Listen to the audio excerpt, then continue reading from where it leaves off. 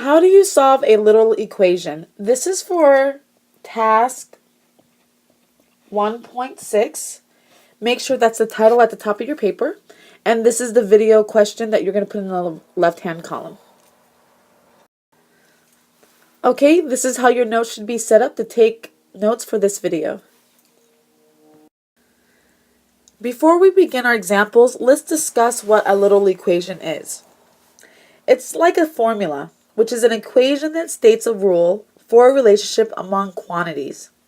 For example, let's take a look at the formula D equals R multiplied by T. This is distance equals rate multiplied by time. But notice we use variables to represent the relationship. D is isolated. That means that the D variable is alone. You can rearrange a formula to isolate any variable by using inverse operations. This is called solving for a variable literally. So here you notice there's no numbers, but numbers could be involved. But we can isolate the T or the R using inverse mathematical operations to isolate one of the variables. For example, if we were not given rate, but we were given times and the distance, then we could go ahead and solve the equation for R and solve by plugging in D and T. Well, let me write it down. I know I'm saying a lot. I'm talking about this equation here.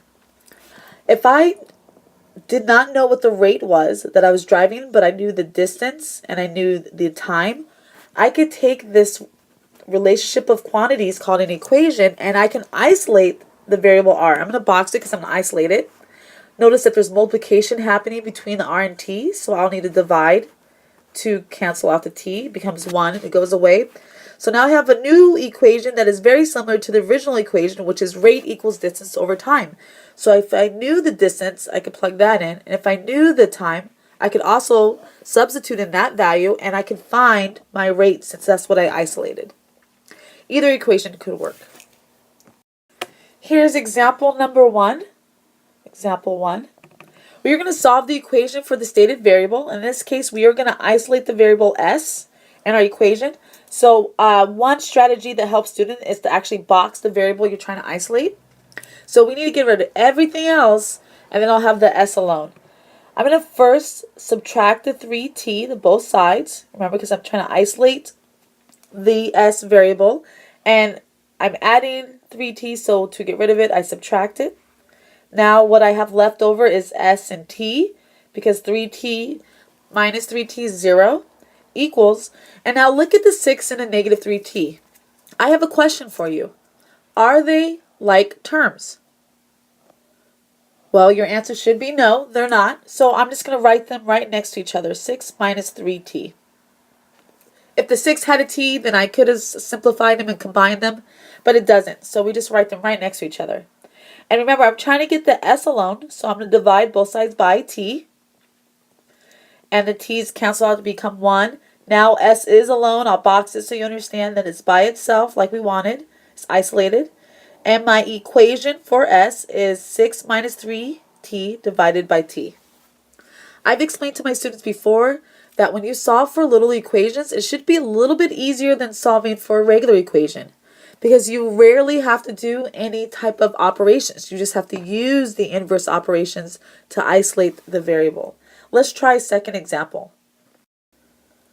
Okay, here's example number 2. We are going to solve the equation for the stated variable, and in this case, we're going to isolate the variable f. So I'm going to box f, and I'm going to try to get rid of everything but the f from the left-hand side. So I first need to get rid of the denominator. To do that, I need to multiply both sides by g. Now I have f plus 8. The g's reduce to 1 and cancel out, equals, and 3 multiplied by g is just 3g. And now I'm trying to get the f alone, so I need to subtract 8 to both sides, minus 8. The 8's cancel out to be 0, and I just have f. And this is going to equal 3g minus 8. Notice that I could not combine these terms here, and I just had to rewrite them next to each other down there. And now I have the f isolated, and this is my final equation. Remember, if you had difficulty with this video, stop it and go back to the beginning and rewatch the video. Make sure you add some extra notes into your notes, just giving yourself some hints and some details to your notes. And any questions you have, bring the class the following day.